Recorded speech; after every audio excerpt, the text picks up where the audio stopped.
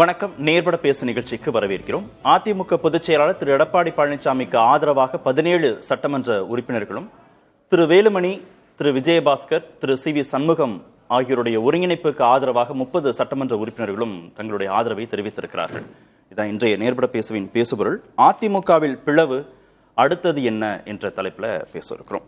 மூத்த பத்திரிகையாளர் திரு டி.என். ரகு பங்கேற்றிருக்கிறார். அரசியல் ஆய்வாளர் திரு பெருமாள்மணி இணைந்திருக்கிறார். பத்திரிகையாளர் திரு ஜீவசகாப்தன் பங்கேற்றிருக்கிறார். அரசியல் விமர்சகர் திரு பொன் வில்சன் இணைந்திருக்கிறார். வணக்கம் விருந்தினர்கள் அனைவருக்கும். திரு பெருமாள்மணி, அதிமுகவுடைய தோல்விக்கு திரு எடப்பாடி பழனிசாமி தான் காரணம், அவர் தான் முழுமுதற் காரணம் அப்படின்னு அவரை பொறுப்பாக்கி திரு எடப்பாடி பழனிசாமியை பலவீனப்படுத்தும் நோக்கத்தோடு இது நடக்குதா, இல்ல தாவேகா சார்பு நிலை எடுக்கிறதுல, தாவேகாவுக்கு ஆதரவு நிலை எடுக்கிறதுல திரு எடப்பாடி பழனிசாமியோடு முரண்பட்டு இந்த சட்டமன்ற உறுப்பினர்கள் வெளியே வர்றாங்களா, இல்ல அதிமுகவை கைப்பற்றுவோம் முழுமையாக அப்படின்ற நோக்கத்தோடு நடக்குதா? என்ன நடக்குது, ஏன் நடக்குது அதிமுக? இல்லை, இப்போ இன்றைக்கு இந்த மாதிரி ஒரு எதிர்குரல் எழுப்புகிற எல்லாருமே ஐயா ஓபிஎஸ் அவர்களுக்கும் ஐயா இபிஎஸ் அவர்களுக்குமான ஒரு பிரச்சனை போய்கொண்டிருந்த போது ஐயா இபிஎஸ் பக்கம் வலுவாக நின்றவர்கள். அப்போ அன்னைக்கு நீங்க பாத்தீங்கன்னா பொதுக்குழு செயற்குழுவா இருக்கட்டும், இன்றைக்கு ஐயா சி.வி. சண்முகம் வீட்டில் தான் இந்த ஆலோசனைகள் எல்லாமே நடக்குது. ஆனா உங்களுக்கு ஞாபகம் இருக்குங்களா, அந்த தீர்மானம் வானகரம் அந்த ஸ்ரீவாரு திருமண மண்டபத்தில் இல்ல ஐயா ஓபிஎஸ் அந்த தீர்மானத்தை ஐயா ஜூலை 11 அந்த ரொம்ப கடுமையா அதுல அன்றைக்கு ஐயா இபிஎஸ்க்கு ஆதரவான ஜூன் 23 ஆதரவான குரலை ஜூன் 23 முதல் அந்த 13 தீர்மானங்களையும் ரிஜெக்ட் பண்றேன் எழுப்பி கடுமையா ஒரு குரல் எழுப்பி அன்றைக்கு ஆதரவாக இருந்தது ஐயா சி.வி. சண்முகம் உள்ளிட்ட இவங்க தான். ஆனால் இன்றைக்கு எந்த மாதிரியான ஒரு சூழல் வந்துருச்சுன்னா, திமுக எதிர் அதிமுக என்ற அரசியல் போய் அனைத்து இந்திய அண்ணா திராவிட முன்னேற்ற கழகம் தன்னளவில் மிகப்பெரிய இயக்கமா இருந்தா கூட இன்றைக்கு எண்ணிக்கை அடிப்படையில் அது 3வது இடத்துல இருக்கு. அதே நேரத்தில் ஆட்சி அதிகாரத்தில் இருக்கக்கூடிய ஒரு கட்சி போதுமான அளவில் எண்ணிக்கை இல்லாம இருக்கு. அப்போ அதுல ஒரு பிரிவினர் என்ன நினைக்கலாம்னா, நாம இதுல இன்னொரு வாய்ப்பா என்ன இருக்காருன்னா, இவர்களுக்கெல்லாம் நன்கு அறிமுகமான, இவர்கள் ரொம்ப நெருக்கமாக பழகிய அல்லது இவர்கள் பலருடைய அரசியல் பயணம் ஆரம்பித்த பொழுது தலைமைக்கு மிகவும் நெருக்கமான இடத்தில் இருந்த ஐயா செங்கோட்டையன் அவர்கள் இன்றைக்கு தாவேகாவினுடைய மிக முக்கியமான ஒரு இடத்துல இருக்காரு. அப்போ இது என்னன்னா, அவர் ஐயா செங்கோட்டையன் பதவி இருக்கிற பொழுது ஐயா விஜயும் ஐயா ராகுல் காந்தி மொத்த அமைச்சரவையை எழுந்து நின்று ஒரு மரியாதையை அந்த நேரத்தில் அவங்க கொடுக்குறாங்க. இன்றைக்கு கூட அவர் பதவியேற்கிற எம்எல்ஏவா பதவியேற்க போகிற பொழுது கூட முதல்வர் ஐயா அவரை எந்திரிச்சு நின்று கட்டி பிடிச்சு தான் அனுப்புறாங்க. அப்போ திரு எடப்பாடி பழனிசாமி ஸ்டேச்சரை விட திரு செங்கோட்டையன் ஸ்டேச்சர் உயர்ந்துருச்சா? ஒரு அந்த மாதிரியான ஒரு பிம்பம் கிடைக்குது இல்லைங்களா? கேள்வி கரெக்டா கேக்குறீங்க. பிம்பம் கிடைக்குது, கொடுக்க ஒரு பிம்பம் உயர்ந்துருச்சா? இல்ல, உருவாக்கப்படுது. ஒரு பிம்பம் இந்த இடத்துல உருவாக்கப்படுது. 4வது பிளேஸ்ல தான் உட்கார்ந்து. ஆமா. அப்ப இன்னொன்னு என்னன்னா, அஇஅதிமுக 2011-16 எம்எல்ஏவாக இருந்த ஐயா கருப்பையா அவர்கள் இன்றைக்கு தற்காலிக சபாநாயகராக அறிவிக்கப்பட்டிருக்கிறார். அப்ப 2 குரூப்பும் போய் இன்றைக்கு ஒரு கடிதம் கொடுக்குறாங்க. ரொம்ப எளிய டெக்னிக்கல் டைம்ல உள்ள ஒரு கடிதம் இது. என்னன்னா, சட்டப்பேரவை தலைவராக நாங்க இவரை தேர்ந்தெடுத்திருக்கோம் அப்படின்னு ஒரு 30 எம்எல்ஏக்கள் ஒரு பிரிவாகவும் 17 எம்எல்ஏக்கள் இன்னொரு பிரிவாகவும் கொடுக்குறாங்க. இப்ப இதுல நமக்கு என்ன தெரிய வருதுன்னா, ஐயா எடப்பாடியார் புதுச்சேரியில எம்எல்ஏக்கள் தங்கி இருந்த போது அங்கே போய் பார்த்தாங்க. அப்போ ஒரு செய்தி வந்தது, அதாவது சட்டமன்ற குழு தலைவராக அவர் தேர்ந்தெடுக்கப்படுறதுக்கு வாய்ப்பு இருக்கு அப்படின்னு சொன்னாங்க. அப்ப தேர்ந்தெடுக்கப்படலை. அப்ப ஏதோ ஒரு விஷயங்கள் இவங்க தொடர்ந்து பேசிக்கிட்டே இருக்காங்க. ஆனால் இதுல ரொம்ப முக்கியமா நாம கவனிக்க வேண்டியது என்னன்னா, இன்றைக்கு கொடுக்கப்பட்ட இந்த கடிதம் தான். ஏன்னா நாளைக்கு சபாநாயகர் இருக்கைக்கும் வரக்கூடியவரும் முன்னாள் அஇஅதிமுகவை சேர்ந்தவர் தான். ஐயா எம்ஜிஆரே சொன்னார், எனக்கு ஒரு பெண் இருந்தா நான் அதை பிரபாகரனுக்கு திருமணம் பண்ணி கொடுத்துருப்பேன் அப்படின்னு. ஐயா எம்ஜிஆரையாலேயே பாராட்டப்பட்ட ஜேசிடி பிரபாகரன் ஐயா தான் நாளைக்கு சபாநாயகர் வராங்க. அப்போ அவர் எடுக்கக்கூடிய முடிவு அப்படிங்கிறது இந்த இடத்துல ரொம்ப முக்கியமான ஒரு விளைவுகளை ஏற்படுத்தும். ஆனால் இது ஒரு கட்சிக்குள்ள பிளவை ஏற்படுத்துமா, இல்ல நாம ஒரு அணியாக தாவேகா அரசை ஆதரிக்கலாம், அதற்கு பிறகு தேர்தல் வருகிற பொழுது நாம எப்படின்னு பாத்துக்கலாம் அப்படிங்கிற மாதிரியான ஒரு முடிவுல இருக்காங்களா? ஏன்னா அந்த அஇஅதிமுகங்கிற அந்த கிளைமை இவங்க எப்படி எடுக்க போறாங்க அப்படிங்கிறது நாளைக்கு தான் தெரியும். இது எதுவுமே தெரியாம இருக்கு. ஆனால் இது ரொம்ப ரொம்ப ஆச்சரியகரமான ஒரு நகர்வா இருக்கு. ஏன்னா பொதுச் செயலாளர் ஐயா இந்த இடத்துக்கு இந்த 5 ஆண்டு காலங்கள்ல நம்ம அடுத்தடுத்து இந்த செயற்குழு பொதுக்குழு எல்லாத்தையுமே பார்த்தோம், வழக்குகள், இப்படி பல விஷயங்களுக்கு பிறகு வந்தாலுமே கூட அன்றைக்கு அவரோடு மிக மிக உறுதியாக இருந்தவர்கள். ஏன்னா ஐயா 3 தேர்தல் 21, 24, 26 இந்த 3 தேர்தல்களை பொதுச் செயலாளருங்கிற இடத்துல இருந்து 2 தேர்தலை பார்த்திருக்காங்க. ஏறக்குறைய 21 தேர்தல் அவருடைய தலைமை பொறுப்புன்னு தான் நம்ம எடுத்துக்கணும். அப்ப அப்படி பார்க்கிற பொழுது இன்றைக்கு இந்த அணி இப்ப அதுல மூத்தவர்கள் எல்லாருமே இருக்காங்க. ஐயா நத்தம் விஸ்வநாதன், ஐயா சி வி சண்முகம் எல்லாருமே இருக்காங்க. அப்ப நாளை சபாநாயகர் என்ன முடிவு எடுக்க போறார், அதுதான் இதுல ரொம்ப முக்கியமானதா இருக்கு. ஏன்னா அவங்க கட்சியில எந்த கிளைமையும் வச்சாங்களான்னு தெரியல. அவங்க இன்னைக்கு என்ன கடிதம் கொடுத்திருக்காங்க, ஐயா எஸ்பி வேலுமணி தலைவர், ஐயா சி வி சண்முகம் துணைத் தலைவர், ஐயா விஜயபாஸ்கர், ஐயா விராலிமலை விஜயபாஸ்கர் அரசு அது கழக கொறடா அப்படிங்கிற அளவுல ஒரு கடிதம் கொடுக்கப்பட்டிருக்கு. ஒருவேளை அந்த கடிதத்தை சபாநாயகர் ஏற்றுக்கொண்டு சட்டமன்ற கழகத்தினுடைய சிஎல்பின்னு சொல்லுவோம் இல்லையா, அந்த சபை உறுப்பினர்களால் தேர்ந்தெடுக்கப்பட்ட சட்டமன்ற குழுவினுடைய தலைவராக ஐயா எஸ்பி வேலுமணியை அறிவிப்பார்களே ஆனால் அது நிச்சயமாக ஒரு ஆச்சரியமான அது ஒரு முக்கியமான முடிவா இருக்கும். ஆச்சரியம் சொல்ல திரு எஸ்பி வேலுமணி தலைமையிலான அந்த அணியை அரவணைத்துக் கொள்ள தாவேகா தயாராகி விட்டதுங்கிற சமிங்கை அது ஒரு ஊடகமா இருக்கு. என்னன்னா இவங்க சந்திக்க போறாங்க, அது பத்திரிகையாளர் மத்தியில ஒரு ஊகமாக ஒரு விஷயம் இருக்கு. என்னன்னா இவங்க அப்படியே போயிட்டு, ஏன்னா இந்த அரசுமே ஒரு வேஃபர் தின் மெஜாரிட்டின்னு சொல்லுவோம், ஒரு மெல்லிய ஒரு பெரும்பான்மையை விட இவங்க வந்தா இன்னமும் நமக்கு பெரிய அளவுல பெரும்பான்மை இருக்கும் அப்படின்னு நினைக்கலாம். இன்னுமே சில விஷயங்கள் என்ன பேசப்படுது அப்படின்னு பாத்தீங்கன்னா, அவங்க வந்து 3 to 5 அமைச்சர் பதவி வரைக்கும் கேட்டார்கள். இவர்கள் ஒரு 4 அமைச்சர் பதவி கொடுக்க கூட தயாராக இருக்காங்க. சொல்றீங்க 8ன்னு இல்ல, அது வெவ்வேறு தகவல் வருது.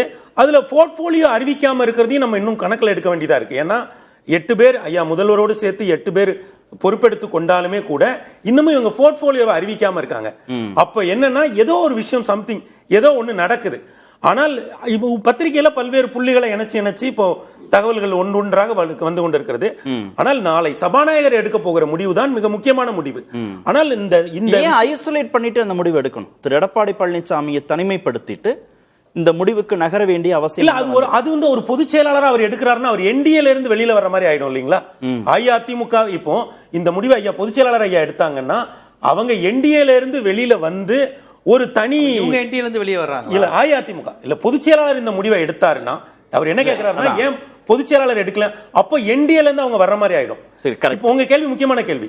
ஒருவேளை இந்த குழுவை வந்து சட்டமன்ற தலைவர் குழு தலைவரா ஐயா எஸ்பி வேலுமணியை தேர்ந்தெடுத்துட்டு அவங்க பொதுச் செயலாளருங்கிற இடத்துல ஐயா எடப்பாடியார எந்த டிஸ்டர்பும் பண்ணாம இந்த குழு ஆதரிச்சாங்கன்னு வைங்களேன், இது நிச்சயமா ஒரு நல்ல கேம். நாங்க என்டிஏல உறவாட இல்ல, பாஜகவோட எந்த ஒட்டும் இல்ல, உறவும் இல்லைன்னு அறிவிச்சிருவாங்களா? இப்ப என்ன, அப்ப அதான் ரொம்ப முக்கியமான இடம். அப்ப இவங்க என்ன சொல்றாங்கன்னா, இவங்க அதிமுக இவங்களுக்கு இருக்கிற கிளைமை விட மாட்டாங்க. இந்த குழு போய் தாவேகால ஆதரிப்பாங்க, அந்த அரசுல கூட இடம் பெறுவாங்க. ஆனால் பொதுச் செயலாளர் பதவிக்கோ மற்ற விஷயங்களுக்கோ இவங்க வந்து பெருசா சண்டையிட மாட்டாங்க. அது அப்படியாப்பட்ட வாய்ப்பு இல்லாம ஆட்சி அதிகாரத்தை மட்டும் பார்த்துட்டு பிறகு அடுத்தடுத்த தேர்தல்களில் என்ன முடிவை எடுக்கணுமோ அப்படியாப்பட்ட ஒரு முடிவை எடுத்தா அது ரொம்ப ஸ்மார்ட்டான மூவா இருக்கிறது.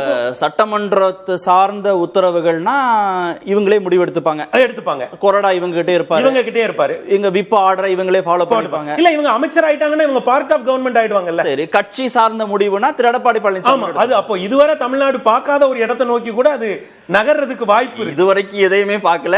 இனிமே நடக்க போறது இதுவரைக்கும் பார்த்ததில்ல. உங்க கேள்விகளின் கூட அந்த இடத்தை நம்ம புரிய முடியுது. ஏன்னா அஇஅதிமுக என்டிஏல தான் இருக்கும். ஆனா அதனுடைய சட்டமன்ற குழுல ஒரு பிரிவு தாவேகாவை தீவிரமா ஆதரிக்கும். அதாவது தாவேகா வந்து ஒரு மதச்சார்பற்ற அணியை கட்டமைச்சிருக்குங்கிற அந்த பெர்செப்ஷன் டிஸ்டர்ப் ஆகாம திரு வேலுமணி, திரு சி வி சண்முகம், திரு விஜயபாஸ்கர் எல்லாம் பத்திரமா பாத்துப்பாங்க. இல்லங்கய்யா, இப்ப இதுல வந்து அவங்க அஇஅதிமுக கிளைம் வைக்கணும்னா அவங்களுக்கு 32 எம்எல்ஏக்கள் வேணும். சரி, இப்ப இவங்க என்ன சொல்றாங்க, 30 எம்எல்ஏக்கள்ங்கறாங்க. அப்போ ஒரு குழுவா அவங்க ஆதரிக்கிறதுல எந்த பிரச்சனையும் இல்ல. அப்ப என்னன்னா என்ன நடக்கும்னா, நாங்க பொது பிளவு மாதிரியா, அதான் பிரச்சனை. என்னன்னா இவங்க அப்ப என்ன சொல்ல வாய்ப்பு இருக்குன்னா, நாங்க பொதுச் செயலாளர் மாதிரியான இடங்கள்ல உங்களை டிஸ்டர்ப் பண்ண மாட்டோம். ஆர்கனைசேஷன் எல்லாம் நீங்க வந்து எங்களை வந்து இங்க வந்து ஏன்னா ஒரு பொதுச் செயலாளர் இடத்துல இருந்து அவரும் சில நடவடிக்கை எடுக்கலாம்ல. அப்ப இது ஏதோ உங்களுக்கு அமைச்சரவை, உங்களுக்கு கட்சி, வின்-வின் சிச்சுவேஷன். ஆட்சி உங்களுக்கு கட்சி, வின்-வின் சிச்சுவேஷன்ல திமுக தோத்ததுக்கு முக்கியமான காரணம் இபிஎஸும் ஓபிஎஸும். அவங்களுக்கு எதிரான ஆன்டி இன்கம்பன்சி வராம இந்த டிபேட் டாபிக்கா இபிஎஸ்ஆ ஓபிஎஸ்ஆர் இருந்தது ஒரு பெரிய பிரச்சனை. அதே மாதிரி விஜய் ஆட்சியோட குறைகள் வெளில வராம இபிஎஸ்ஆ சிவிஎஸ்ஆர் ஆயிடக்கூடாது. எனக்கு அந்த பயம் வந்துருச்சு. இப்போ ஒவ்வொரு நாளும் இதை பேசி பேசி வந்து ஆட்சியின் குறைகளை சுட்டி காமிக்க முடியாம போயிடுமோன்னு. ஏன்னா அந்த மாதிரி ஒரு ஏடிஎம்கேக்கு உடஞ்சாலும் மக்கள் பாக்குறாங்க என்ன நடக்குது ஏடிஎம்கேல அப்படின்னு. அது வந்து சிவிஎஸ் ஆக போதோ அல்லது எஸ்பிவி ஆக போதோ தெரியல. இபிஎஸ் எஸ்பிவி அப்படி கூட ஆகலாம். நான் வந்து இப்போ விஜய்க்கு வந்து ஒரு அன்சாலிசிட்டட் அட்வைஸ் கொடுப்பேன். இந்த ஸ்பிளிண்டர் குரூப்பை பக்கத்திலே விடக்கூடாது. ஏன்னா எஸ்பி வேலுமணி மேலே அவ்வளோ பெரிய குற்றச்சாட்டு இருக்குது. அவர் வந்து 7 கோடி ரூபாய் ஒரு மைனிங் கம்பெனிக்கு 2016 தேர்தலில் கொடுத்ததாகவும் அதை கணக்கில் காமிக்கலன்னு சொல்லிட்டு கோர்ட்ல கேஸ் இருக்குது. அதை அவருடைய வருமானத்தில் சேர்த்துருக்காங்க. அதுக்கு நீங்க டாக்ஸ் கட்டணும்னு சொல்லியிருக்காங்க. அவர் காமிச்ச வருமானம் 2016 5 லட்சம் ரூபாங்க. நினைச்சு பாருங்க. அவர் வந்து 2011 அமைச்சராக இருக்கிற 5 லட்சம் ரூபாய் வருமானம் காமிச்சிருக்காரு. நியாயமா அது? இப்படிப்பட்ட நியாயஸ்தரை வந்து விஜய் சேர்க்கணுமா? அப்புறம் குட்கா வழக்கில் விஜயபாஸ்கருடைய பேர் இருக்குது. சார்ஜ் ஷீட் ஃபைல் பண்ணியிருக்காங்க. இவர் போதைப் பொருளுக்கு எதிராக வந்து ஒரு பெரிய ஒரு அமைப்பு ஏற்படுத்த போறேன்னு சொல்ற விஜய் ஆட்சியை காப்பாத்திக்கிறோன்னு இவரையும் சேர்க்கக்கூடாது. அவர் தூய சக்திங்கிறது ஓடப்பட்டு செதறிடும், சின்னாபின்னமாயிடும்.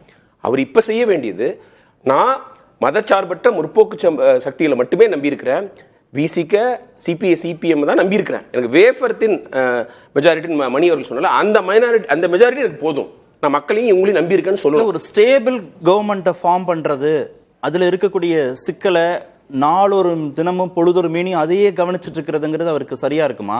நல்ல கேள்வி கார்த்திகேயன். இல்ல தினம் கொடுத்த வாக்குறுதிகளை ஏன் நிறைவேற்றலன்னு உள்ளாட்சி தேர்தல் வந்துரும் கேட்பாங்க, நாடாளுமன்ற தேர்தல் வந்துரும் கேட்பாங்க, சட்டம் ஒழுங்கை பார்க்கணும், புதிய திட்டங்களை கொண்டு வரணும், தொழில் வளர்ச்சியில முக்கியத்துவம் கொடுக்கணும்னா அந்த நிர்வாகம் சார்ந்த விஷயங்கள் அவர் கவனம் செலுத்துவார். நல்ல கேள்வி.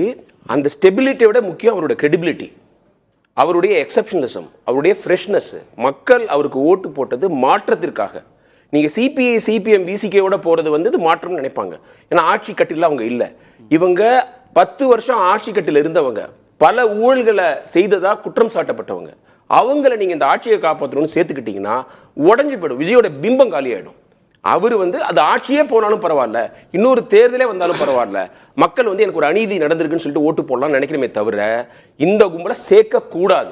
ஏன்னா அவ்வளவு குற்றச்சாட்டு இருக்குதுங்க. கொஞ்சம் கொஞ்சம் குற்றச்சாட்டா இவரை நான் கேட்கிறேன். இந்த விஜயபாஸ்கர், சிவி சண்முகம், அதுக்கப்புறம் எஸ்பி வேலுமணிலாம் என்ன பெரிய அப்படி மதச்சார்பற்ற சாம்பியன்ஸா? ஊழல் குற்றச்சாட்டு, ஊழல் குறை இருக்கு, இது கரை இருக்குது அவங்க மேல. பிஜேபியோட கூட்டணியில் இருந்தாங்க. எஸ்பி வேலுமணிக்கு என்ன கிரெடிபிலிட்டி இருக்கு? யாரோட இருப்பாரு அவர்? யாரை சப்போர்ட் பண்ணுவாரு? எத்தனை முறை அவர் வந்து மாறுவார்? அவர் வந்து எடப்பாடி பழனிசாமிக்கு ரொம்ப வலதுகையினாங்க, பிஜேபியில் உள்ள அண்ணாமலையோட ஃப்ரெண்ட்ஷிப்பா இருக்கிறாரு. அப்புறம் இப்போ வந்து சிவி சண்முகம் பக்கம் போயிருக்கிறாரு. என்ன அவர் வந்து ஆக்சுவலா எடப்பாடி பழனிசாமி அவர் கேள்வி கேட்கணும். கோயம்புத்தூர்ல போன முறை கிளீன் ஸ்வீப் பண்ணோம், இப்ப நீங்க மட்டும் தான் ஜெயிச்சிருக்கீங்க, என்ன நடந்துட்டு அவர் பதவி விட்டு தூக்கி இருக்கணும். அடுத்த நாள் தோத்ததுனால எடப்பாடி பழனிசாமி அவர்கள் பண்ணல. ஆனா இந்த ஸ்பிளிண்டர் குரூப்பை, பதவி ஆசையில வெளில வர குரூப், அவங்களுக்கு வேற என்ன ஆசை? விஜய் கிட்ட வரதுக்கு அவங்களுக்கு வேற என்னங்க? விஜயோட ரசிகர்கள் அவங்க. இவங்களால ஒரு பெரிய கொள்கை குண்டுருக்கலாம். எதுக்கு இவங்களை சேர்க்கணும்? அவரு ஆட்சி போனாலும் பரவாயில்லன்னு சொல்லிட்டு இவங்களை சேர்க்கக்கூடாது. அப்பதான் நான் என்டிஏவை தவிர்த்தேன், முற்போக்கு சக்திகள்கிட்ட சப்போர்ட் கேட்டேங்கிற அந்த வாதம் கரெக்ட் ஆகும். இவங்களை சேர்த்த மொமெண்ட் அது உடஞ்சிரும். ஒருவேளை விசிக கம்யூனிஸ்ட் கட்சிகள் வந்து இவ்வளோ விஜய் நம்பியும் ஏதாவது தினைக்கும் குறைச்சல் கொடுத்துக்கிட்டே இருந்து தேவையில்லாத பிரச்சனைகள் பண்ணிட்டு இருந்தாங்கன்னா, அப்போ ஒருவேளை சேர்த்தா, ஒரு 4 மாசம் கழிச்சு சேர்த்தா அதுல கூட ஒரு லாஜிக் இருக்கு. அதுவும் பண்ணக்கூடாதுன்னு நான் சொல்றேன். நான் தூய சக்தின்னு சொல்லிட்டதுக்கு அப்புறம் எப்பவுமே சேர்க்கக்கூடாது இந்த அணியை. அப்ப ஒரு லாஜிக் மக்கள் இருக்குன்னு நினைக்கலாம். இப்போதைக்கு இந்த கான்பிடன்ஸ் டெஸ்ட் வந்து ஈஸியா பாஸ் பண்ணுவாரு. அதுக்கப்புறம் இந்த ஏடிஎம்லாம் உடஞ்சு இந்த பக்கம் வரதான் செய்யும். அதற்கு முழு முதல் காரணம் விஜய் மேல உள்ள நம்பிக்கை கிடையாது, எடப்பாடி பழனிசாமி அவர்கள் தலைமையில இல்லாத நம்பிக்கை. விஜய் அடுத்த எம்ஜிஆர் ஆயிட்டாரு, அடுத்த ஜெயலலிதா அவர்களா ஆயிட்டாருன்னு நம்பி நம்ம வந்து பதவியை அனுபவிக்கணும்னு தான் வராங்க. அத வந்து அவரு செங்கோட்டையன் அங்க வந்த பிறகு, முக்கிய பொறுப்புக்கு அங்க வந்த பிறகு, அவரை திரு விஜய்க்கு அடுத்த நிலையில் இருக்கிற போது இவங்க மேல மட்டும், வேலுமணி மேல மட்டும், சிவி சண்முகம் மேல மட்டும், திரு விஜயபாஸ்கர் மேல மட்டும் ஒரு செங்கோட்டையனும் மிஸ்டர் பர்ஃபெக்ட் நான் சொல்ல. ஆனா அவர் அந்த எலெக்ஷனுக்கு முன்னாடி ஒரு ரிஸ்க் எடுத்தாரு. ஒருத்தர் மட்டும் தான் போனாரு. டி ஜெயக்குமார் வந்து டிவிக்கு போயிருந்தாரு, எனக்கு ஜம்முன்னு இருப்பாரு. அவர் வந்து மினிஸ்டர் ஆயிருப்பாரு, அவருக்கு பெரிய ஒரு வரவேற்பு கிடைச்சிருக்கும். அவருக்கு அவர் மேல பெரிய குற்றச்சாட்டு எதுவும் இல்ல, மத்தவங்களுக்கு மேல இருக்கிற மாதிரி ஒரு ஊழல் குற்றச்சாட்டு இல்ல. அவருக்கு ஒரு பெரிய கெரியர் கிடைச்சிருக்கும். அந்த ரிஸ்கை எடுத்தவர் செங்கோட்டையன். மக்கள்கிட்ட அப்ரூவல் வாங்கிட்டாரு. அந்த அளவுகோல் மாறிட்டே இருக்குல்ல. செங்கோட்டையன் தேர்தலுக்கு முன்பு போயிட்டாரு, அதனால நான் என்ன சொல்றேன்னா அதுவும் பின்ன போறாங்க, அதனால தவறு. நீங்க அமமுகவோட சட்டமன்ற உறுப்பினர் திரு காமராஜோட கடிதத்தை வாங்கின மாதிரி போலியா ஒரு ஆதரவு கடிதத்தை கொடுக்கறாங்கன்னு திரு டிடிவி தினகரன் குற்றச்சாட்டு வைக்கிறார். குதிரை பேரம் நடக்குதுன்னு களங்கம் சுமத்துறாரு தாவேகா மேல. நம்ம பேசிட்டு இருக்கிற இந்த நிமிஷம் வரைக்கும் அதுல என்ன நடந்துச்சு, நாங்க வாங்கணும், நாங்க வாங்கல அப்படின்னு அவங்க விளக்கம் கொடுக்கவே இல்லை. அப்போ என்டிஏல இருக்கக்கூடிய ஒரு கட்சி கிட்ட ஆதரவு வாங்குறங்கிற எல்லையை கடந்த பிறகு திரு வேலுமணியும் திரு விஜயபாஸ்கரும் திரு சிவி சண்முகம் மட்டும் போயிடல. நான் சொல்லிடுறேன், நீங்க நல்ல கேள்வி. நான் செங்கோட்டையின் விஷயத்திலேயே சேர்த்திருக்க கூடாதுன்னு தான் சொல்லுவேன். ஏன்னா இப்போ வந்து ஒரு சரி, அது இல்ல, இல்ல, நான் சொல்லிடுறேன். காமராஜ் விஷயத்துக்கு வந்து சிபிஎம் அலுவலகத்துக்கு போகும்போது வாச்சாத்தி கேஸ்ல ஒரு டாக்குமெண்ட்ரி ரீசெண்டா வந்திருந்தது. அந்த டாக்குமெண்ட்ரியில திரு சண்முகம் அவர்கள் வந்து செங்கோட்டையனை கடுமையா விமர்சிச்சிருந்தார். அந்த செங்கோட்டையன் சிபிஎம் அலுவலகத்துக்கு போறாரு, அவர் கை கொடுத்து வரவேற்கிறாரு. அவங்களே அதை மறந்துட்டாங்க அப்படின்னு பார்க்கலாம். ஆனா நான் என்ன மாதிரி வந்து அப்சர்வர் இருக்கிறவங்க தப்புன்னு சொல்லுவேன். அறப்படி தப்பு, அது எத்திக்கலி ராங்.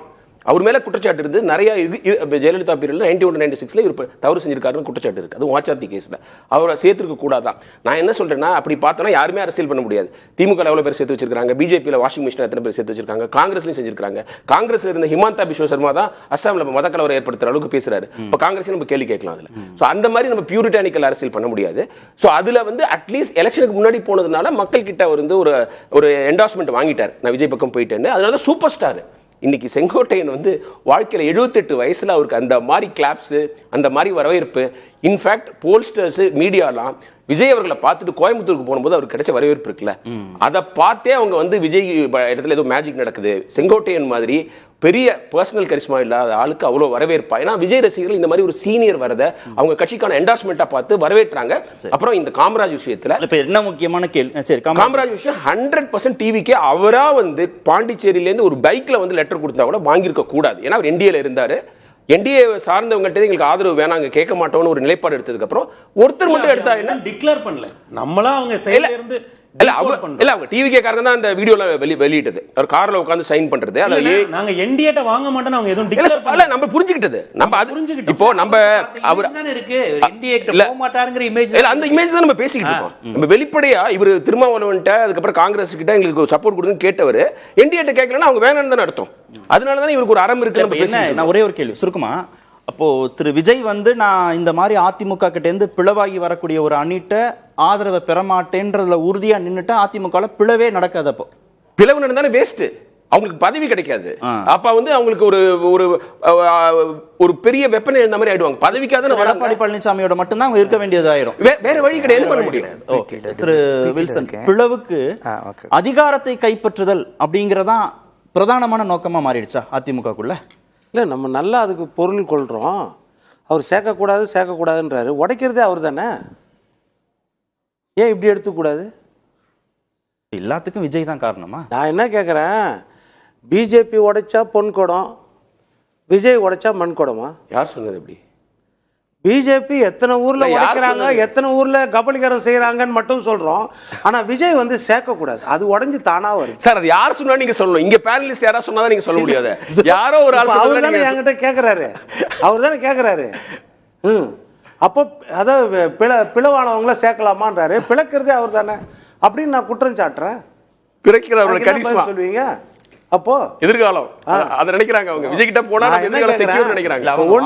ஒண்ணு ஊழல் சக்தி, ஒண்ணு தீய சக்தி. நீங்க உடைஞ்சு வாங்கன்னு அவர் அழைக்கிறாரா? விஜய் அழைக்கிறாரு சார். அப்ப பிஜேபி அழைச்சுதா எல்லாரையும்? அப்ப பிஜேபி மட்டும் நம்ம சொன்னோம்ல சார், ஏக்நாத் ஷிண்டே அவங்க அழைச்சாங்களா சார்? பிஜேபி யார் டிஃபெண்ட் பண்றாங்க? பிஜேபி யார் டிஃபெண்ட் பண்றாங்க சொல்லுங்க. மற்ற கட்சிகள்னா அவங்க உடைக்கிறாங்க, ஆனா விஜய் என்ன தன்னால வராங்க. இது என்ன சார் இலக்கணம் இது? சொல்லுங்க. அதே குற்றச்சாட்டு இங்கேயும் வைக்கலாம். அவருடைய பிரம்மாண்ட வெற்றி, அவருடைய அந்த செல்வாக்கு, அந்த தேஜஸ், எதிர்கால வளர்ச்சி பிரம்மாண்ட வெற்றியா, லிமிடெட் வெற்றியா? 108 இடங்கள் வெற்றின்றது பிரம்மாண்ட வெற்றியா, லிமிடெட் வெற்றியா? அது சொல்லுங்க. பிரம்மாண்ட வெற்றி சார். 35% அப்ப 140 எடுத்தாங்கன்னா இப்ப இல்ல 120 எடுத்தாங்கன்னா மிக பிரம்மாண்டம், மிக பிரம்மாண்டம். 140 எடுத்தா மிக மிக பிரம்மாண்ட வெற்றி சார். எப்படி சார்? இப்போ 108 மக்கள் கொடுத்துக்கிறாங்கன்னா அவருக்கு பிரம்மாண்ட வெற்றி சொல்ல முடியும். நான் என்ன சொல்றேன், இல்ல சார், திமுக அதிமுக 10 கட்சி இருந்தாலும் நம்ம சொல்லலாம். இப்போ அதே மாதிரி பிஜேபி கொடுத்தது பிரம்மாண்ட வெற்றியா? எங்கன பிஜேபிக்கு மத்தியில கொடுத்தது பிரம்மாண்ட லாஜிக்கலி. அப்ப ஏன் பிரம்மாண்ட வெற்றி கிடையாது? லாஜிக்கலி அது மட்டும் ஏன் பிரம்மாண்ட வெற்றி கிடையாது? இல்ல அப்ப அதே தான விஜய்க்கும். இல்ல சார், லாஜிக் அதுதான். அப்ப பிஜேபி ஒரு கண்ணால, விஜய் ஒரு கண்ணால. மூணாவது டேர்ம்னா இது முதல் டேர்ம்னா இல்ல, அது இதெல்லாம் ஒண்ணே முக்கால் கோடி ஓட்டு வாங்கி. இப்ப நான் என்ன கேக்குறேன், இல்ல நான் முடிச்சுறேன். ஊழல் சக்தி, தீய சக்தி ரெண்டும் சொன்னீங்க. ஊழல் சக்தி கூட இருந்தவங்கள நீங்க கூப்பிடுறதுல கூட ஒரு லாஜிக் இருக்குது. ரீசன் என்னன்னா, மெஜாரிட்டி இல்ல, வேற வழி இல்ல, அவசியம் ஏதோ ஒண்ணு நம்ம கூப்பிடணும். அது ஊழல் சக்தி கூட இருந்தவங்கள கூப்பிடுறீங்க, ஒரு லாஜிக். அவங்க மேல ஊழல் குற்றச்சாட்டு. அதற்கு பிறகு தீய சக்தியிலிருந்து பிளக்கிறதையோ இல்லைன்னா பிளந்து வர்றதையோ கூப்பிட வேண்டிய சார். இதுல என்னன்னா, இப்ப நீங்க சொல்றதுல என்னன்னா, ரொம்ப லாவகமா தாவேக்கா பக்கம் எல்லா சுமையும் சுமத்தி திரு விஜய்க்கு ஒரு அக்கௌண்டபிலிட்டியை ஃபிக்ஸ் பண்ணி இந்த விவாதம் நகர்ந்துருது. அப்படி இல்லை, நீங்க திரு எடப்பாடி பழனிசாமி தொடர்ந்து தேர்தலில் தோல்வி அடைகிறாரு. 6 பேர் போய் பேசுறாங்க, அதிமுக ஒன்றிணைனும் இல்லைன்னா தேர்தலை எதிர்கொள்ள முடியாது, சந்திக்க முடியாதுன்னு. அதற்கு நாங்க சொன்னதா அவர் கேட்கல அப்படின்னு வெளிப்படையாக விமர்சனங்கள் வருது. எலெக்ஷன் நாடாளுமன்ற தேர்தல் முடிஞ்ச பிறகு பாஜகவுடன் கூட்டணி போயிருந்தா 30லேருந்து 35 தொகுதிகள் ஜெயிச்சிருக்கலாம் அப்படின்னு திரு வேலுமணி வெளிப்படையா சொல்றாரு. அப்போ இந்த எடப்பாடி பழனிசாமியோட அக்கௌண்டபிலிட்டி இருக்குல்ல, அவருடைய ரெஸ்பான்சிபிலிட்டி குறித்து நம்ம பேச வேண்டியதே இல்லையா? எல்லாத்தையும் விஜய் பக்கம் தள்ளி விட்டா அது வசதியா இருக்குமா? அவர் பொறுப்பேற்றுக்க வேண்டாமா? 10 வருடங்கள் அவர் ஜெயிச்சிருந்தா பொறுப்பேற்றிருப்பார். 2011 இருந்து 2017 வரைக்கும் 13 தோல்வி. கலைஞரை கேள்வி கேட்டோமா? இன்றைக்கு எந்த அளவுக்கு திமுகவின் தோல்வி? அப்ப அங்க வந்து தலைவர் மாற்றம் இருக்குதா? வெளியில இருந்து நீங்களும் நானும் கேட்டா பரவாயில்ல, கட்சிக்காரங்க கேக்குறாங்க. அந்த கட்சிக்காரங்க கேக்குறதா இது ரீசன் கிடையாது. வேற ரீசன்கள் இருக்கலாம், காரணங்கள் நிறைய இருக்கலாம். ஆனா என்ன அப்படின்னா, ஒரு கட்சி பிளவுபடுறது வந்து பலவீனத்தை உண்டு பண்ணும், மக்கள் மத்தியிலையும் அதுக்கு மறுபடியும் ஒரு வீழ்ச்சியை தான் உண்டு பண்ணும். இந்த மாதிரி இருந்தா நம்ம நினைக்கிறது என்னன்னா அதிமுக ஸ்ட்ராங்கா இருக்கணும் அப்படின்றத நினைக்கும். சோதனையான காலகட்டத்துல தொடர்ந்து 10 ஆண்டுகள் அதிகாரத்துல இதெல்லாம் வந்து நீங்க சொல்றது வந்து என்னன்னா செயற்குழு பொதுக்குழு. நீங்க சொல்றது வந்து செயற்குழு பொதுக்குழு, அதுல எடுக்க வேண்டியது. இது வந்து சட்டமன்ற கட்சி வேற, வெளியே இருக்கிற கட்சி வேற. வெளியே இருக்கிற கட்சி வேற, சட்டமன்ற கட்சி வேற. சட்டமன்றத்துல அதிருப்தி இல்லையா? அதுல இந்த முடிவை நீங்க எடுக்க சட்டமன்றத்திற்கு வெளியே அதிமுக நிர்வாகிகள் மத்தியிலோ தொண்டர்கள் மத்தியிலோ எடப்பாடி பழனிசாமி மீது அதிருப்தி இல்லையா? எல்லாருக்கும் இப்ப ஸ்டாலின் அவர்கள் மேல அதிருப்தி இருக்கும் சார். அது கிடையாது கணக்கு. நீங்க கணிசமாக யார் கையில கட்சி இருக்கும் அப்படின்றத நம்மளுக்கே தெரியும். எடப்பாடியார் எந்த அளவுக்கு கடந்த காலங்களில் உழைச்சாரு, 234 தொகுதியிலையும் 2 முறை எப்படி பிரச்சாரத்துக்கெல்லாம் போனாரு, எந்த அளவுக்கு சோதனைகளையும் சாதனைகளையும் சந்திச்சாரு அப்படின்றதெல்லாம் நம்மளுக்கு தெரியும். அதுக்கு ஈக்குவலா இன்னொருத்தர் யார் இருக்கிறா அந்த கட்சியிலன்னா அது ஒரு மிகப்பெரிய தேடுதல் படலமா தான் இருக்கும். சட்டமன்றத்தில் அவங்க ஒரு முடிவு எடுக்கிறாங்கன்னா ஏதோ ஒரு காரணத்தை வச்சு முடிவு எடுக்கிறாங்க. இதை வந்து உள்ளுக்குள்ள எந்த அளவுக்கு வேணாலும் போராடி பேச வேண்டிய விஷயம். வெளியே வந்து பேசுறதோ இல்லைன்னா சட்டமன்றம் வரைக்கும் கொண்டு வருதோ அந்த கட்சியை மேலும் பலவீனம் தான் படுத்தும். அந்த கட்சிக்கு எந்த விதத்தில் அது நல்லதை கொடுக்கும் அப்படின்றது முக்கியமானது. நீங்க என்ன மெஜாரிட்டினாலும் அதிமுக 1 அதிமுக 2 தான் சட்டமன்றத்தில் பேச முடியும். மற்றபடி நிர்வாகிகள், மாவட்ட செயலாளர்கள், தலைமை கழக நிர்வாகிகள், செயற்குழு, பொதுக்குழு, இந்த இடத்துல தான் அந்த கட்சியோட மறுசீரமைப்பை பற்றி பேசக்கூடிய இடம். அந்த இடம் சார், அந்த பலம் இன்னமும் திரு எடப்பாடி பழனிசாமி கை கிட்ட தான் இருக்கா? நிச்சயமாக இன்னமும் அவர் கையில தான் இருக்கா? நிச்சயமாக அங்கதான் இருக்கும். அதுல அமைதியா இருப்பாங்களா எடப்பாடி பழனிசாமி டீம்? அதான் அமைச்சரவைக்குள்ளேயே போயிட்டாங்கன்னா அதுக்கப்புறம் என்ன பண்ண முடியும் உங்களால? அமைச்சரவைக்குள்ள இந்த அணி போயிட்டாங்கன்னா என்ன பண்ண முடியும்? இது நிறைய விஷயங்கள் இது இருக்குது. அதான் இஃப்ஸ் அண்ட் பட்ஸ் நம்ம போட்டு இங்க சேர்ந்திருந்தா ஜெயிச்சிருக்கலாம், அங்க சேர்ந்தா ஜெயிச்சிருக்காங்க. இப்ப செங்கோட்டை வந்து ரொம்ப விரும்பி போய் தாவேக்கால சேர்ந்தாரா? நம்மளுக்கே தெரியும். அவர் யார் கூட சேர்ந்தாரு? டிடிவி கூடயும் சசிகலா அம்மா கூடயும் போய் தேவர் சமாஜில போய் அங்கதான் நின்றாரு. அப்ப அவர் நீக்கப்பட்டாரு. நீக்கப்பட்ட பிறகும் 1.5 மணி நேரம் வந்து திமுக கிட்ட பேச்சுவார்த்தை நடத்தினாரு. அதெல்லாம் நம்ம கேள்விப்பட்டோம்.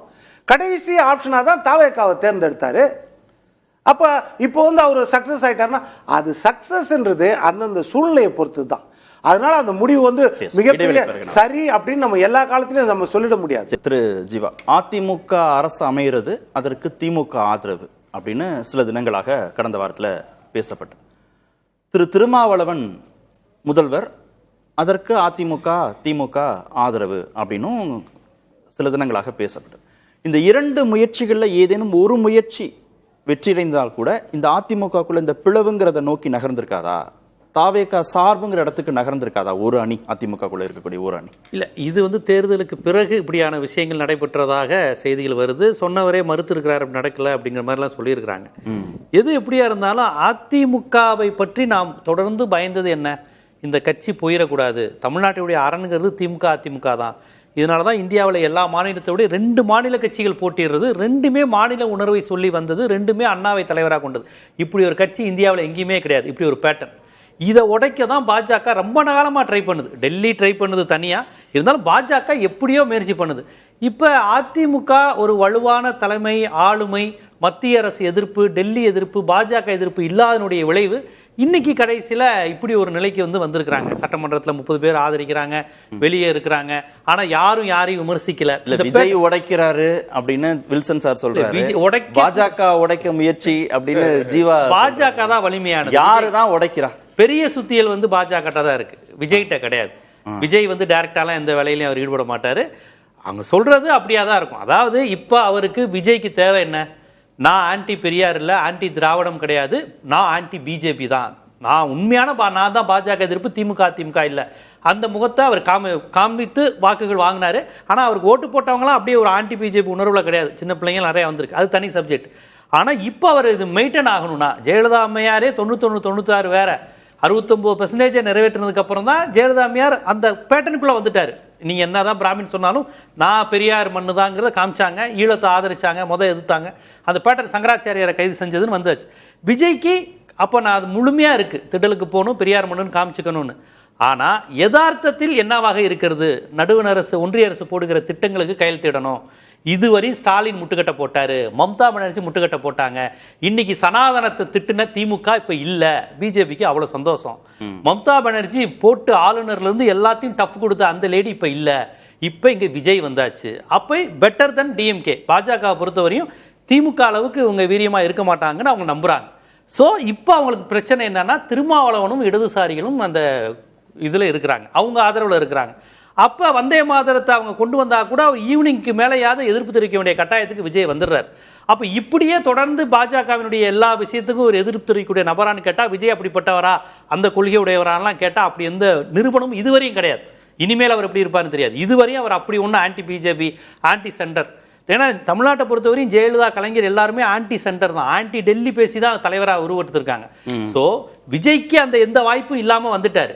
ஸோ இப்போ அவருக்கு இருக்கிற ஒரே வாய்ப்பு, நானும் டெல்லிக்கு எதிரானவன் தான், மத்திய அரசுக்கு எதிரானவன் தான், நானும் எனக்கு பெரிய அதிமுகலேருந்து பிளவாகக்கூடிய ஒரு அணியை விஜய் கவர்மெண்ட்டுக்குள்ள வச்சுக்கிட்டா நாம நினைக்கிறதெல்லாம் செய்ய முடியும்னு பாஜக நினைக்கிறதா? அது உங்களுக்கு ரொம்ப வசதியா போயிரும்ல. இப்ப மதச்சார்பற்ற இதைத்தான் எனக்கு என்ன கரெக்ட் ஜீவா நீங்க சொல்றது. நீங்க மதச்சார்பற்ற அணி அப்படின்ற ஃபேஸ் சேவிங்காக நான் காங்கிரஸையும் வச்சுக்குவேன், பாஜக சொல்லக்கூடிய எல்லாத்தையும் நிர்வாக ரீதியாக செஞ்சு கொடுக்கறதுக்காக அதிமுகலேருந்து பிளவாகக்கூடிய அணியையும் நான் சேர்த்துக்குவேன்.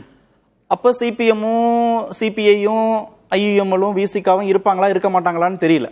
அப்போ இந்த ரெண்டையும் அவரால் வாய்ப்பு இல்ல. சரி, இல்ல இருக்க வாய்ப்பு இல்லைன்னே வச்சுக்கிட்டா, நீங்க காங்கிரஸை வச்சு ஒரு மதச்சார்பற்ற அணின்னு ஒரு ஃபேஸ், இந்த பக்கம் பாஜகவை சமாதானப்படுத்துறதுக்கு அதிமுக பிளவு அணினா, அது எவ்வளவு நாள் அவர் விஜயால அது முரண்பாடல். இடதுசாரிகள் உடனே ஆதரவு தான் கொடுத்திருக்காங்க, அவுட் சைடு தான். வாசுகி மேடம் தோழர் 2 நாள் முன்னாடி சொன்னப்ப, நீங்க விஜய் ஆதரிக்கிறீங்களான்னு அந்த இங்கிலீஷ் மீடியா கேட்கும் போதே அவங்களுக்கு ஒரு மாதிரி ஜஸ்ட் அவுட் சைட் சப்போர்ட் அப்படிங்கிறாங்க. அது சொல்லும் போதே அவங்களுக்கு அவ்வளவு இது இருக்கு, இது நம்ம இடதுசாரி தத்துவத்தோட இணைந்த ஒரு அமைப்பு அல்ல அப்படிங்கிறாங்க. ஏன்னா அவங்களே விஜய் எல்லாம் பாஜக பப்பட்டுங்கிற மாதிரி விமர்சனம் பண்ணதுனால அவங்களால அப்படி இது பண்ண முடியல. சோ அது அவ்வளவு சீக்கிரம் நிக்காது. ஆனா விஜய் கவர்மெண்ட் நீடிச்சாகணும். இங்க 5 வருஷம் கவர்மெண்ட் நீங்க யோசிச்சு பாருங்க, அவங்க கொண்டு வந்த எல்லாத்துக்கும் திமுக முட்டுக்கட்டை போட்டிருக்கு. கல்வி நிதி தரமாட்டேன், பரவாயில்ல எவ்வளவு செலவானாலும் நாங்களே போடுறோம், ஆனா மும்மொழியை எடுத்துக்க மாட்டோம், இந்தியை எடுக்க மாட்டோம். இன்னைக்கு எல்லாத்தையும் இன்னொரு திட்டம் சொல்லுங்க. அவங்க பணம் கொடுக்காத, மத்திய அரசு பணம் கொடுக்காத மெட்ரோ, எந்த மெட்ரோ? மெட்ரோக்கு யார் பணம் கொடுத்தா? ஜிஎஸ்டி நிலுவைத் தொகை, நிவாரண தொகை, இது தவறான தகவல். எதுவுமே வரல. தவறான தகவல். ஸ்கூல் எஜுகேஷன், இது ஜீவா சொல்றது தப்பு. ஸ்கூல் எஜுகேஷன்ல அதுல நம்ம கையெழுத்து போடல, மத்தபடி மெட்ரோக்கான அததாங்க நான் சொன்னேன். ஜிஎஸ்டி நிலுவைத் அந்த ஒண்ணு தவிர சொல்லுங்க ஜீவா. ஸ்கூல் எஜுகேஷன் தவிர என்ன ஒண்ணுமே கிடையாது. அது எவ்வளவு பெரிய விஷயம். நம்ம ஒரு தவறான தகவல் நீங்க திரும்ப சொல்றீங்க. சரி, எங்க கொள்கை இருமொழி கொள்கை இருக்கும்போது நீ கையெழுத்து போடல, அதனால மத்த ஸ்டேட் போட்டா என்ன, போடாட்டி எங்களுக்கு என்னங்க? குஜராத் போட்டாங்க, நீங்க போடுங்க, இது என்ன? அவங்க நீட்டை ஏத்துக்கிட்டாங்க, நாங்க நீட்டை சொல்லல ஜீவா. ஒரு திட்டம் மட்டும் தான் கையெழுத்து போடல, அதனால ஒரு திட்டம் மட்டும் தான். நீங்க ஏதோ மத்திய அரசு எதையுமே பணம் கொடுக்கலன்னு சொல்றது தப்பு. என்ன பணம் கொடுத்துருச்சு? மெட்ரோக்கு பாதி பணம் மாநில அரசு போட்டது. ஜிஎஸ்டி நிலுவைத் தொகை இல்ல. சரி, சப்ஜெக்ட்டுக்கு வருவோம். சரி வாங்க. சரி, அது எவ்வளவு நாள் அவரால் அதை செய்ய முடியும்? பாஜக எதிர்ப்பையும் செஞ்சுக்கிட்டு காங்கிரஸை வச்சுக்கிட்டு, இன்னொரு பக்கம் பாஜக சொல்லக்கூடிய எல்லா திட்டங்களையும் தமிழ்நாட்டில் செயல்படுத்துறதுக்கு அதிமுக ஒரு அணிங்கிறது அது எவ்வளவு நாள் அது அவரால் அதை செஞ்சு அது ஒரு முரண்பாடான விஷயம் தான். பாஜக மாதிரியான அமைப்புக்கு தமிழ்நாடு வித்தியாசமா இப்ப வேற ஒன்றும் இல்ல. இப்ப அவர் வேலுமணி செங்கோட்டையனை எடுத்துக்கிட்டவே இவர் ஊழல்ல எந்த அளவுக்கு எதிர்க்கிறாருங்கிறது தெரிஞ்சிருச்சுல. செங்கோட்டையனை ஏத்துக்கிட்டாரு, கூப்பா கிருஷ்ணனை ஏத்துக்கிட்டாரு. கூப்பா கிருஷ்ணன் 95ல தலைமறைவா இருந்தவர் அன்றைய நாளிதழ்கள்லாம் பார்க்கும்போது. அப்ப விஜய்க்கு ஊழல்ங்கிறது மேட்ரு கிடையாது, திமுக தான் மேட்ரு. ஊழல் எதிர்ப்புங்கிற பேர்ல அவர் திமுகவை சொல்றது, திமுகவை தான் சொல்றாரு, உண்மையான ஊழல்வாதிகளை சொல்லல. ஏன்னா இல்லாட்டி கூப்பா கிருஷ்ணன் செங்கோட்டையன் வந்தப்ப அவர் ஒன்றும் அதை இது பண்ணலையே. அதனால இப்ப அதிமுக பாஜகவுடன் நேற்று வரை இருந்த அதிமுக வர்றதுலயே அவருக்கு எந்த பிரச்சனையும் கிடையாது. அதனால விஜய் கட்சி அப்படிங்கிற ஒரு கான்செப்டுக்கு நீங்க ஆன்டி பிஜேபி மோடி எதிர்ப்பாளர்னு நம்ம தான் பிம்பங்களையும் உருவத்தையும் கொடுத்துக்கிட்டு இருக்கிறோம். பாத்தீங்களா, மதச்சார்பற்ற கூட்டணியிலிருந்து எடுக்கிறார். அவர் ஆன்டி பிஜேபின்னு ஒரு நாள் வாயை திறந்து அவர் சொன்னதே கிடையாது. கொள்கை எதிரி, கொள்கை தலைவர் பிஜேபி, ஒரு நிமிஷம், கொள்கை தலைவர் பெரியார், இந்த ரெண்டு விஷயத்தை பிடிச்சிருவாங்க. சிம்பிளா ஒண்ணே ஒண்ணு சொல்லிடுறேன். இந்த மற்றதெல்லாம் இப்போ பண விஷயம் இதெல்லாம் திமுக எவ்வளவு காலம் போராடிச்சு, அதெல்லாம் வேற இருமொழி கொள்கையெல்லாம். ஒரு சிம்பிள் விஷயம் சொல்றேன் பிஜேபி எதிர்க்குது.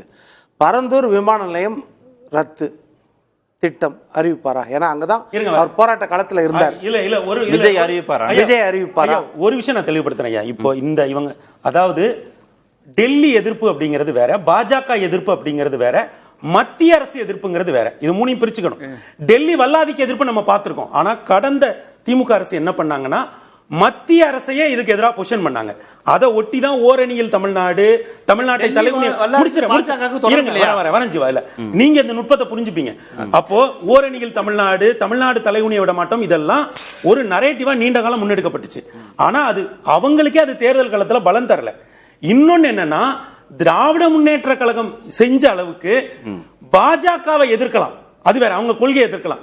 ஆனா அதே அளவுக்கு மத்திய அரசை எதிர்க்கணுமா? இப்ப நான் ஒரு கேள்வி கேட்கிறேன். இன்றைக்கு தமிழ்நாடு தவிர காங்கிரஸ் முதல்வர்கள் டெக்னிக்கலா போய் நம்ம அந்த இதை நான் சொல்லிடுறேன். பல மாநில முதல்வர்கள், காங்கிரஸ் ஆளுகிற முதல்வர்களே கூட, ஏன் கம்யூனிச முதல்வர்களே கூட மத்திய அரசு கொண்டு வந்த திட்டங்களுக்கு கையெழுத்து போட்டிருக்காங்க. அவங்க யாரும் மத்திய அரசை எதிர்க்கிறது இல்ல. நான் இன்னொன்னு ஜீவாக்கு சொல்றேன். பெரியாரை கொள்கை தலைவரை அறிவிச்ச பிறகு, பிறப்போக்கும் எல்லா உயிருக்கும் சொன்ன பிறகு, முதல்வரான பிறகு, பெரியார் திடல வந்து முழக்கமிட்ட பிறகும் என் அருமை இளவல் ஜீவா வந்து அவர் பெரியாரை கொள்கை தலைவராக ஏற்றுக்கொண்டதையோ பாஜகவை எதிர்ப்பதையோ தொடர்ந்து சந்தேகப்படுவாரே. ஆனால் நான் அவருக்காக வருத்தப்படுகிறேன். அவர் பாஜக எதிர்ப்புல தெளிவா இருக்காரு. அந்த உரைக்கு பிறகுமே சொன்னாரு, என்னுடைய முகம் நீங்க இங்க பாதுகாப்பா ஒரே ஒரு கேள்வி. நீங்க அதிமுகவிலிருந்து பிளவாகி வரக்கூடிய ஒரு அணியை உள்ள வைத்துக் கொண்டு பாஜகவுடைய கொள்கை சார்ந்த, சித்தாந்தங்கள் சார்ந்த, திட்டங்கள் சார்ந்த எல்லாவற்றையுமே முற்றும் முழுவதுமாக திரு விஜயால் மறுதளிக்க முடியும். பாஜகவுடைய எந்த கொள்கையை அதிமுக ஏத்துக்கிட்டாங்க? பாஜக எந்த கொள்கையை ஏத்துக்கிட்டாங்க? அதுதான் சொல்ல ஒரே ஒரு விஷயம் மணி ஒரே எங்க பாஜக இல்ல மணி சொல்றது கரெக்ட். இல்ல மணி நான் சொன்னா பொருத்தமா இருக்கும். நான் சொல்றேன் ஒரே ஒரு நிமிஷம். அதிமுகவை சேர்த்துக் கொள்வதால் பாஜக எதிர்ப்பு எந்த இடத்துலயும் டைலூட் ஆகாது. அதிமுக எந்த இடத்துலயும் டைலூட் ஆகலையே. ஒரே ஒரு நீங்க சொன்னா சரியா இருக்கும். நான் ஒரு நிமிஷம். ஒரே நாடு ஒரே தேர்தல்ல அதிமுகவின் கொள்கை என்ன? அது இன்னும் வரலையே. இன்னும் எங்க அமல்படுத்தப்பட்டது? நம்ம அதுல என்ன நிலைப்பாடு? இல்ல அவங்க இன்னும் ஆதரிக்கவே இல்லைங்க. அது இன்னும் அது ஒரு ப்ரொபோசலா இருக்கு. அவர் என்ன சொல்லுவாருன்னா இபிஎஸ் அணி ஆரம்பிச்சது ஆதரிச்சது, சிவி சண்முகம் ஆதரிக்கலன்றாரு. எங்க இனிமே நான் எதிர்க்கட்சியா சரி ஓகே ஓகே நான் அவர் பதில் சொல்றேன். பார்வையில இருந்து நம்ம பிஜேபிய, மோடிய, மத்திய அரசை எதிர்க்கணும்னா அது முடியாது. விஜய் வந்து தனிப்பார்வை. விஜய் என்ன சொல்றாருன்னா, பிஜேபியை நான் தனிப்பட்ட முறையில் எதிர்க்க வேண்டியதில்லை, மோடியை எதிர்க்க வேண்டியதில்லை, மத்திய அரசை எதிர்க்க வேண்டியதில்லை. ஆனால் இஷ்யூ பேஸ்டில் எதிர்க்கலாம். நல்லது செய்தால் பாராட்டணும். இது வரைக்கும் ஒரு விஷயத்தில் கூட திமுக பாராட்டினது கிடையாது. ஆனால் நல்லது செய்திருப்பாங்க. செய்யாம எந்த அரசாங்கமும் இருக்க முடியாது. நல்லது செய்தால் பாராட்டணும். தேவையான விஷயங்கள்ல மட்டும்தான் உரிமையை கோருறதுக்கு ஒரு விஷயம் சார், நம்ம நீங்க சொல்றதுனால நான் கேட்கிறேன். இப்ப நீங்க திருப்பரங்குன்றம் விவகாரம் எடுத்துக்கங்க, எஃப்சிஆர் எடுத்துங்க, தொகுதி மறுவரையை எடுத்துங்க, ஒரே நாடு ஒரே தேர்தல் எடுத்துங்க. திமுக, காங்கிரஸ், இடதுசாரிகள், விசிக, ஐயுஎம்எல் இதெல்லாம் ஒரே லைன்ல இருக்கும். அவங்களுக்கு எந்த நெருடலுமே கிடையாது. அதுல ரொம்ப ஸ்ட்ராங்கா திமுக என்ன நிலைப்பாடு எடுக்குதோ அதுல தேசிய அளவில் ஓரணியில அவங்க இருக்கிறாங்க. நீங்க அதிமுகவுடைய பிளவணி உள்ளே இருக்கும் பட்சத்தில், காங்கிரஸ் உள்ளே இருக்கும் பட்சத்தில், தாவேகா திருப்பரங்குன்ற விவகாரத்தில் என்ன சார் நிலைப்பாடு எடுக்க முடியும்? என்ன நிலைப்பாடு? தொகுதி மறுவரையில் என்ன நிலைப்பாடு? ஒரே நாடு ஒரே தேர்தலில் என்ன நிலைப்பாடு? ஏன்னா அதிமுகவுடைய நிலைப்பாடுகள் இது இந்த மாதிரி நேர்கோட்டில் இல்லை. அப்ப இது என்ன எடுப்பாங்கன்னு ஒரு குழப்பம் வரும்ல. அது எப்படி 2 பேரும் உள்ள வச்சுட்டு எடுப்பாங்கன்னு ஒரு கேள்வி வரும். அந்த பிரச்சனை வரும்பொழுது அதை எப்படி எதிர்க்க வேண்டும் சார், அந்த வரப்போகுது. விதத்துல ஆமா அந்த விதத்துல அதான் இப்போ டீலிமிட்டேஷன் சொன்னீங்க. அதே மாதிரி அது வந்து என்னைக்கு வருதோ தெரியாது அப்படின்றது ஒண்ணு, எந்த விதத்துல வருதுன்னு தெரியாது. அந்த விதத்துல அவர் திரு ரகு சொல்றாரு நீங்க ஊழல் எதிர்ப்புன்னு பேசிட்டீங்கனாவே உள்ள அட்மிட் பண்ண கூடாதுன்றதுல தெளிவா இருக்காரு. மதச்சார்பின்மைன்னு பேசிட்டீங்கனாவே இல்ல இல்ல அது ஒரே நிமிஷம் ஊழல் எதிர்ப்புல நீங்க சேர்க்க கூடாதுன்றாரு. ஆனா செங்கோட்டையன்கள் வந்தா சேர்த்துக்கலாம்ன்றாரு. இல்ல இல்ல அப்படி சொல்லல. அதையும் வரும். இல்ல வேணாம். இல்ல இல்ல இல்ல நீங்க லைன் யாருமே கூடாதுன்ற சார் அவருக்கு தான சார் மரியாதை இல்ல இல்ல அவர் அது ரியாலிட்டியை சொல்றது என்னோட பொசிஷன் கிடையாது. ஒரே ஒரு நிமிஷம் சார். நீங்க ஃப்ரெஷ் கவர்மெண்ட்னு ஒரு ஃபேஸ் இருக்கு சார் விஜய்க்கு. அப்ப நீங்க ஊழல் எதிர்ப்புன்னு சொல்லிட்டா இதை சேர்க்காதீங்கன்றாரு. மதச்சார்பின்மைன்னு சொல்லிட்டீங்கன்னா என்டிஏவோட கூட்டணியில் இருக்கிற அதிமுக பிளவணியை சேர்க்காதீங்கன்றாங்க. அது கிளியர் கட்டா அந்த விஷயம் இருக்கிற போது நீங்க பிளவணியையும் உள்ள வச்சுப்பீங்க, காங்கிரஸையும் உள்ள வச்சுப்பீங்க, மதச்சார்பின்மைன்னு பேசுவீங்களா அப்படின்றது எல்லாருக்கும் தெல்ல தெளிவா கேட்கக்கூடிய கேள்வி தானே. வெளிப்பட தெரியுது எப்படி நிலைப்பாடு. கார்த்திகை நான் வந்துடுறேன். நீங்க வந்து நல்ல கேள்வி கேட்டீங்க. அதாவது நீங்க ஏடிஎம்கே சேர்க்கிறது, இந்த ஸ்பிரிண்டர் குரூப்பை சேர்க்கிறது பிஜேபியோட ஒரு சுமூக உறவை ஏற்படுத்துறதா, விஜய்க்கு அந்த ஒரு திட்டம் இருக்குமான்னு கேட்டீங்க. திரு பெருமாள் மணி என்ன சொன்னாருன்னா, அப்படி ஆமா அது ஒன்றும் பிரச்சனை நெருடலா இருக்காதுன்னு சொல்றாரு. பச்சை அயோக்கியத்தனங்க அது. ஏடிஎம்கே ஊழலை விட பெரிய பிரச்சனை பிஜேபிக்கு அடிமையா இருந்தது. எங்க அதுல எங்க அடிமை வருதுன்னு கேட்க நான் இருங்க சொல்லட்டும். இருங்க மணி. நீங்க வந்து வேலுமணியை விட பிஜேபி தொடர்பு யாருக்கு இருக்கு ஏடிஎம்கேல? எடப்பாடி பழனிசாமி அவர்களை விட பிஜேபி தொடர்பு வந்து திரு வேலுமணிக்கு தான் இருக்குது. அண்ணாமலையோட க்ளோஸ், அமித்ஷாவோட க்ளோஸ். அவரை நீங்க பக்கத்துல வச்சுக்கிட்டு நாங்க பிஜேபி எதிர்க்கிறோம், அவங்க கொள்கை எதிரி, RSS நிகழ்ச்சியிலே பங்கேற்றார். ஒன்றியம்னா விஜய் பேசினாரா காலி ஆயிடுவாரு. அது அவருக்கு தெரியும். அந்த அளவுக்கு அவர் முட்டாள் நான் நினைக்கிறேன். ஜான் ஆரோக்கியசாமி விட மாட்டாரு. அவர் பிஜேபி எதிர்ப்புல ரொம்ப கிளியரா இருக்கிறாரு. இந்த பாதை வந்து ரொம்ப ரொம்ப மோசமான பாதை. ஆட்சியை காப்பாத்திக்கணும்னு இவ்வளவு பேகேஜ் உள்ளவங்களை நீங்க சேர்க்கவே கூடாது. அவங்க வந்து உங்களுக்கு ஒரு ஸ்மூதான ரிலேஷன்ஷிப் ஏற்படுத்தி கொடுப்பாங்களா பிஜேபியோட? மக்கள் பாத்துக்கிட்டு இருப்பாங்களா? காங்கிரஸ் இருக்குமா, கம்யூனிஸ்ட் இல்ல, அவங்க இவங்க வந்து அவங்க வேணாம் இல்ல, 5 தானே வச்சிருக்காங்க. அந்த குரூப் வந்து 30ல வச்சிருக்குது. அப்படி நினைச்சா அது ஷார்ட் கட். அவர் மக்களுக்கு செய்யற துரோகம். விஜய் வந்து அவரை நம்பி வாக்களிச்சாங்கல்ல, நிறைய பேரு பிஜேபி எதிர்க்கிறவங்க விஜய்க்கு போட்டுருக்காங்க. அவங்க வந்து மாற்றம் வேணும்னு நினைச்சவங்க, ஏடிஎம்கே டிஎம்கே ஒரு செக் வைக்கணும்னு நினைச்சவங்க போட்டுருக்காங்க. அதோட முக்கியமான பாயிண்ட், ஜீவா பேசினதை திமுக காரங்க பார்த்தாங்கன்னா அவங்களே ஃபீல் பண்ணுவாங்க. திமுக வந்து பிஜேபி எதிர்ப்பை நீர்த்து போக வச்சிருக்குது. அவங்க தான் அந்த ஸ்பேஸ் வந்து விஜய்க்கு கொடுத்திருக்காங்க. அவர் வந்து பேபி மறுத்தார்னு சொல்றாரு. அதே வாசுகி அம்மா வந்து பேபி சொன்ன குற்றச்சாட்டை சொல்லியிருக்காங்க. வீரபாண்டியன் சொல்லியிருக்காரு, திமுக வந்து அதிமுக ஆட்சியை வெளியில இருந்து சப்போர்ட் பண்ணுவோம், நீங்க என்ன பண்ண போறீங்கன்னு பிசிகேவையும் கம்யூனிஸ்டையும் கேட்டது உண்மை. இன்னைக்கு கோலப்பனை இருக்கிற ஸ்டோரி அது ஒர்க் அவுட் ஆகல. ஒரு காம்ப்ரமைஸ் ஃபார்முலா திமுகவும் அதிமுகவும் கன்னிங்கா செய்யறாங்க. திருமாவளவனை சீஃப் மினிஸ்டரா போட்டா ஒரு ஃபர்ஸ்ட் தலித் சீஃப் மினிஸ்டர் யாருமே எதுக்க மாட்டாங்க. ஏன் விஜய் கூட கொஞ்சம் பின்வாங்கிடலான்னு ஒரு திட்டத்தை எடுக்கிறாங்க. அதனாலதான் திருமாவளவனுடைய சப்போர்ட் லெட்டர் லேட்டா வருது. இப்ப கேட்டுக்கணும்ல, இவங்க பிசிகே கேட்கணும்ல. ஏடிஎம்கே இன்வால்வ் ஆகும்போது பிஜேபி இருக்குது இல்ல, எப்படி இருக்கலாம்? கம்யூனிஸ்டும் கேட்டிருக்கணும்.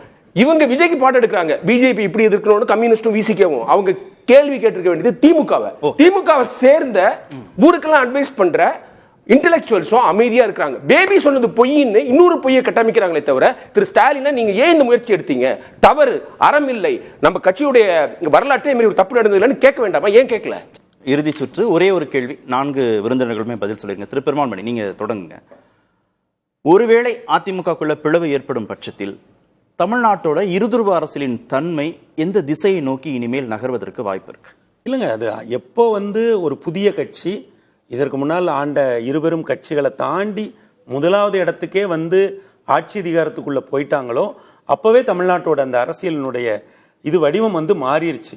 அது என்ன மாதிரியான வடிவத்தை எடுக்கும் அப்படிங்கிறது தான் இப்போ நடக்கிற நிகழ்வுகள் நமக்கு சொல்ல போகுது.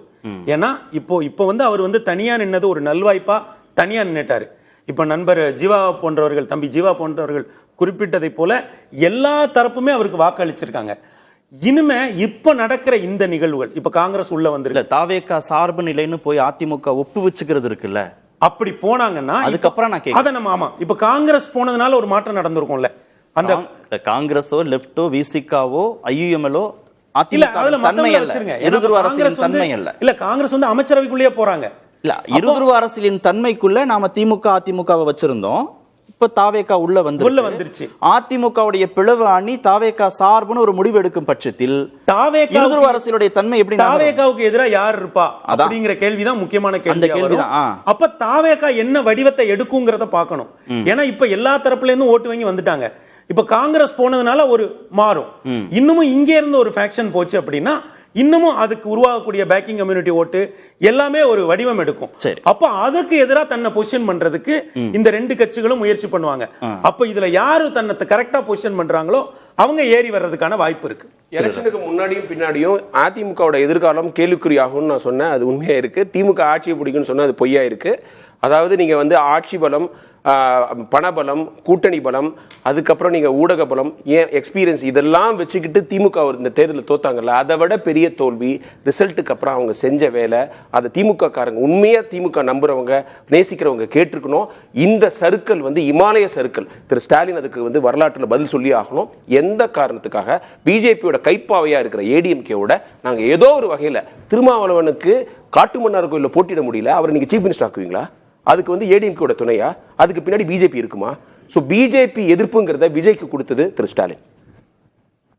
அதிமுகவை பிஜேபியின் கைப்பாவைன்னு சொல்லியே இன்றைக்கு எதிர்கட்சிக்கு வந்துட்டாங்க திமுக. இதுதான் முக்கியமான விஷயம். மற்றபடி அதிமுகவில் இந்த பிளவு நடக்கிறது, அது யார் பிளக்கிறாங்கன்னு தெரியாது.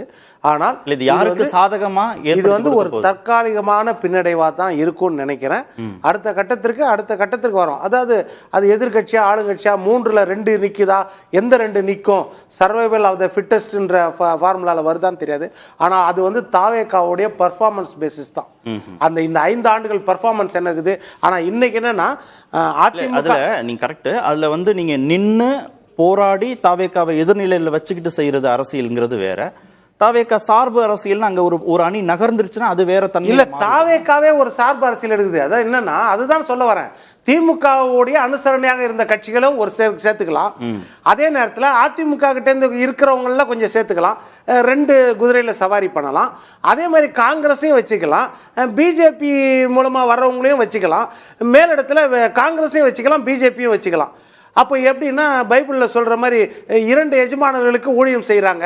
இது எவ்வளவு நாள் தாக்கு பிடிக்கும்ன்றது தெரியாது. திரு ஜீவா, தமிழ்நாடுடைய அரசியலுடைய தன்மையை அதிமுகக்குள்ள ஏற்படக்கூடிய பிளவு எப்படி தாக்கத்தை அந்த தன்மையை மாற்றணுங்கிறது தான் பாஜகவினுடைய ஆசை. அந்த விதத்தில் ஒரு திராவிட கட்சியை அவங்க முழுக்க ஒரு காலி செய்யக்கூடிய வேலையில் நகர்த்திக்கிட்டு இருக்காங்க. அது நடக்கக்கூடாது. நம்ம முடிந்த முடிவாக எடுத்துக்க வேணாம் அதிமுக முடிஞ்சிருச்சுன்னு. ஏன்னா திமுக அதிமுக ரெண்டும் இருக்கணும். இன்னொரு புறம் பார்த்தீங்கன்னா செங்கோட்டையன் அங்கே வந்தபோதே இவங்களுடைய பாஜக எதிர்ப்பு, ஊழல் எதிர்ப்புலாம் கேள்விக்குட்படுத்தப்பட்டுச்சு. செங்கோட்டையன் பசுமன் குரு பூஜைக்கு போயிட்டு வந்ததா சொன்னாங்க. அவர் அமித்ஷாவை பார்த்துட்டு தானே தாவே கிட்ட வந்தார். அமித்ஷாவையும் கொஞ்ச நாளுக்கு முன்னாடி தானே பார்த்துட்டு வந்தார். அதனால செங்கோட்டையன் வந்துட்டாரு. அதனால புதுசா இப்ப அதிமுக வரும்போது தான் அவர் பாஜகவா ஆதரவாளரா மாற போறாரு, ஊழலுக்கு ஆதரவா போறாருல்ல. அந்த தன்மையெல்லாம் அவருக்கு முன்னாடியே அந்த கட்சியினுடைய தன்மையில் வந்தது. அந்த கட்சியினுடைய பேட்டர்ன் இவங்க என்ன செஞ்சாலும் ஏத்துக்கிறாங்க. ஊழல் எதிர்ப்பு பேசிட்டு அவங்க என்ன பண்ணாலும் ஏத்துக்கிற மாதிரியான ஒரு சூழலை நோக்கி போறாங்க. அப்படி ஒரு சூழல் வந்தா இடதுசாரிகளும் விடுதலை சித்திகளும் வெளியே வந்து திமுகவோட சேர்ந்து நின்று பாஜகவினுடைய மசோதாக்களை விஜய் ஆதரிக்கும் போது எதிர்க்கின்ற நிலைக்கு போகும் தமிழ்நாடு. பொறுத்திருந்து பார்ப்போம். நன்றி. நிகழ்ச்சியில் பங்கேற்ற அனைத்து விருந்தினருக்கும் நேர்பட பேச நிறைவேறுகிறது. அது கண்டிப்பா ஏற்றுக்கொள்ள முடியாது. பிரதான கூட்டப்பட்டது